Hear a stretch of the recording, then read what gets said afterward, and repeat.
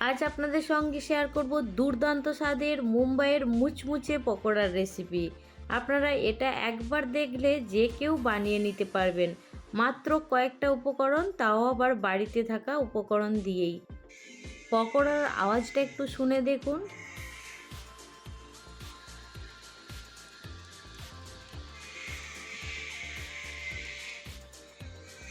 এর সঙ্গে শুধুমাত্র একটু কাঁচা পেঁয়াজ আর তার সঙ্গে যদি থাকে এই রকম সেজান চাটনি কিংবা টমেটো কেচাপ, একদম জমে যাবে।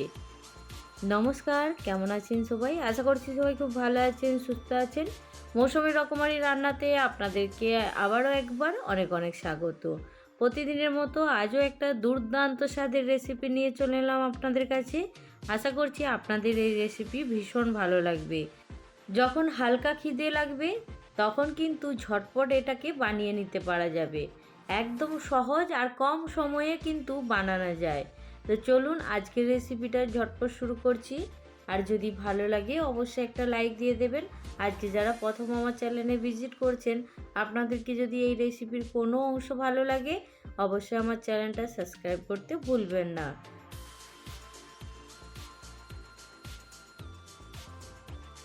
আজকের এই পকোড়ার মধ্যে আমি কিছুটা পরিমাণে চিকেন দেব। তো এইখানে তার জন্য ছোট্ট ছোট করে চিকেনের টুকরো করে নিয়েছি। এবার পরিমাণটা আপনারা কম বেশি করে নিতে পারেন। আর চিকেনটাকে বেশ ভালো করে ধুয়ে পরিষ্কার করে নিয়েছি। এবার একটা পাতিলেবুর রস এই চিকেনের মধ্যে দিয়ে দেব, দিয়ে খুব ভালো করে এখন মেখে নেব। চিকেনের মধ্যে আমি খুব ভালো করে লেবুর রসটা মাখিয়ে নিয়েছি। এবার এর মধ্যে কিছু মশলা দেব। প্রথমেই স্বাদ মতো নুন দিয়ে দিয়েছি। এবার দেখুন, খুব সামান্য পরিমাণে একটু ধনে গুঁড়ো আর খুব সামান্য পরিমাণে জিরে গুঁড়ো দিয়েছি। আর তার সঙ্গে দিয়ে দেব একদম ঝালের জন্য একটু লঙ্কা গুঁড়ো। আর খুব সামান্য পরিমাণে এখানে দিয়েছি তেল, সর্ষের তেল। আর কিচ্ছু মশলা এখানে দেব না। এবার খুব ভালো করে এটাকে মাখিয়ে নেব। 10 মিনিট এইভাবেই ঢাকনা ঢাকা দিয়ে রেখে দেব। চলুন বাকি কাজটা করে নিই। এইখানে একটা কড়ার মধ্যে দেখুন 2 গ্লাস পরিমাণে জল দিয়ে দেব। আর কড়াটা কিন্তু খুব ভালো গরম হয়ে গেছে, সেই জন্য জলটা খুব তাড়াতাড়ি গরম হয়ে গেছে। আর এইখানে ছোট বাটির 1 বাটি পরিমাণে মটরশুঁটি নিয়েছি, কাঁচা মটর।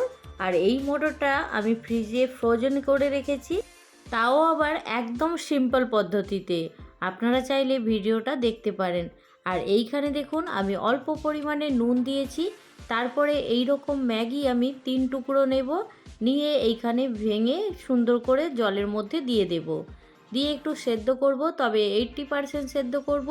আর খুব বেশি যদি সেদ্ধ হয়ে যায় তাহলে ঘাঁটা ঘাঁটা হয়ে যাবে, সেই জন্য একটু খেয়াল করে ম্যাগিটা সেদ্ধ করতে হবে। এবার আপনারা কিন্তু পরিমাণটা কম বেশি করে নিতে পারেন। আমি এইখানে 3টে নিচ্ছি ম্যাগির টুকরো। আর দিয়ে এইখানে দেখুন খুব ভালো করে জলের সঙ্গে একটু মিশিয়ে নিয়েছি। আর ম্যাগিটা কিন্তু আমার সুন্দর সেদ্ধ হয়ে গেছে। ম্যাগি সিদ্ধ করতে কিন্তু খুব বেশি সময় লাগে না, সেই জন্য দেখুন ঝটপট একদম সেদ্ধ হয়ে গেছে। এবার এটাকে আস্তে করে নামিয়ে নেব।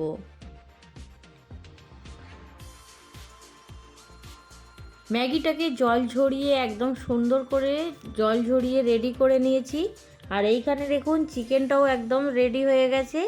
এবার এর মধ্যেই ম্যাগিটা দিয়ে দেব। সন্ধেবেলা হালকা খিদে পেলে এই রকম কিন্তু পকোড়া বাড়িতে ঝটপট বানিয়ে নিতে পারবেন। এইখানে দেখুন আমি অল্প পরিমাণে একটু ধনেপাতা নিয়েছি আর সুন্দর করে সেটাকে কেটে এইখানে ম্যাগির মধ্যে দিয়ে দিচ্ছি। আর এখন তো অনেক দিদিভাই দাদাভাইদের ইফতারের সময় চলছে, তো আপনারা চাইলে এই সহজ পদ্ধতিতে একদম মুখরোচক মুচমুচে পকোড়াটা বানাতে পারেন।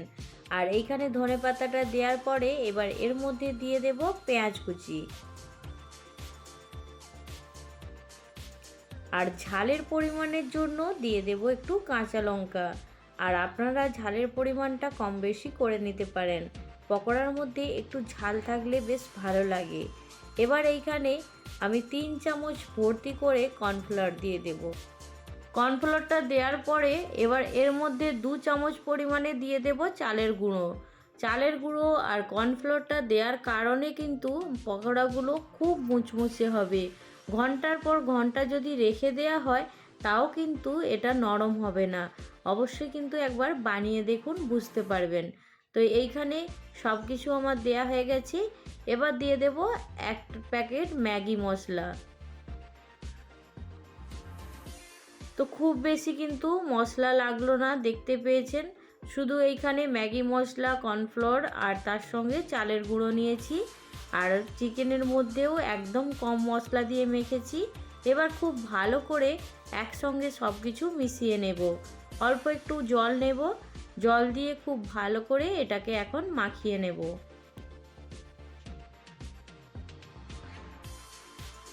খুব সুন্দর করে একদম মাখানো হয়ে গেছে, দেখতে পেয়েছেন।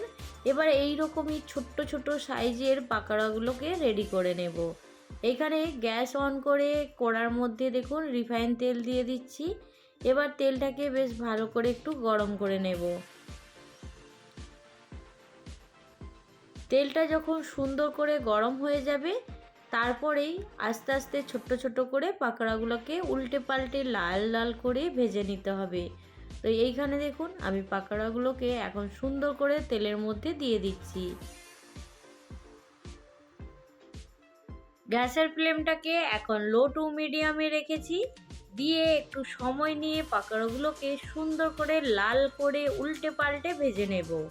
আর এটাকে একটু সময় নিয়ে ভাজলে পকোড়াগুলো কিন্তু সুন্দর একদম ক্রিস্পি মুচমুচে হবে।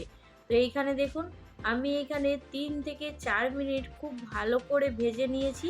তারপরে এখন এটাকে উল্টে দিচ্ছি। উল্টে দিয়ে আরও 2 থেকে 3 মিনিট খুব ভালো করে ভেজে নেব। পকোড়াগুলোকে সুন্দর লাল মুচমুচে করে একদম ভেজে নিয়েছি।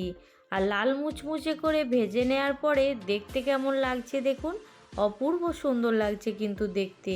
আর খেতেও কিন্তু ভীষণ সুন্দর হয়েছিল। তো এইখানে দেখুন আমি সুন্দর করে একটু ছান্তা দিয়ে ছেঁকে তুলে নিয়েছি।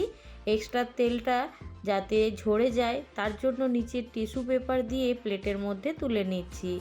আর তুলে নেওয়ার পরে এবার বাকি পকোড়া যেগুলো আছে সেগুলোকেও ভেজে নেব। আর এইখানে দেখুন আমি সুন্দর করে প্লেটের মধ্যে সাজিয়ে নিয়েছি। আমি এইখানে প্লেটের মধ্যে দিয়েছি পেঁয়াজ আর তার সঙ্গে সেজওয়ান চাটনি। আর এইখানে ওপর থেকে একটু চাট মশলা দিয়ে দিলাম। দিয়ে পকোড়ার টেস্টটাকে দ্বিগুণ করে দিয়েছি। অবশ্যই একবার এইভাবে বাড়িতে বানিয়ে দেখুন। আর আমার রেসিপি আপনাদের কেমন লাগলো জানাতে ভুলবেন না। ওপর থেকে একটু ধনেপাতা দিয়ে গার্নিশ করে নিচ্ছি। তো কেমন লাগলো জানাতে ভুলবেন না। ভালো লাগলে অবশ্যই একটা লাইক দিয়ে দেবেন। আজকে যারা প্রথম আমার চ্যানেলে ভিজিট করছেন, আপনাদেরকে যদি এই রেসিপির কোনো অংশ ভালো লাগে অবশ্যই আমার চ্যানেলটা সাবস্ক্রাইব করে পাশে থাকবেন। আর যদি রেসিপিটা ভালো লাগে বন্ধু বান্ধবদের সঙ্গে শেয়ার করতে কিন্তু ভুলবেন না। আর এইখানে দেখুন পকোড়াটাকে সুন্দর করে সাজিয়ে নেওয়ার পরে দেখতেও কিন্তু ভীষণ সুন্দর লাগছে। তো আজকের রেসিপি এইখানেই শেষ করছি। পরবর্তী রেসিপি নিয়ে খুব তাড়াতাড়ি আরও একটা নতুন ভিডিওর সঙ্গে দেখা হবে। সবাই ভালো থাকবেন, সুস্থ থাকবেন, বাই।